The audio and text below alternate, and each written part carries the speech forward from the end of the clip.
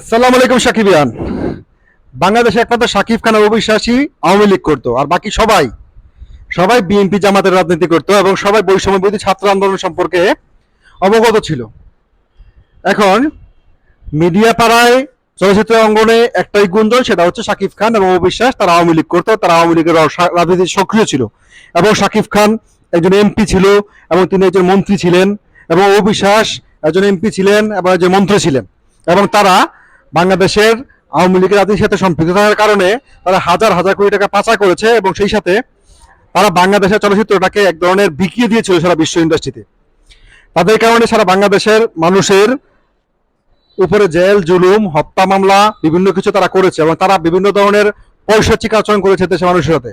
শাকিব খান মানুষকে জোর করে তুলে তুলে নিয়ে সিনেমা হলে নিয়ে বসিয়েছে তার সিনেমা দেখার জন্য এবং আওয়ামী লীগের প্রভাব প্রতিপত্তি খাটিয়ে শাকিব খান তার সিনেমার বাজেট তার পারিশ্রমিক 1 কোটি 2 কোটি 5 কোটি টাকা পর্যন্ত করেছে।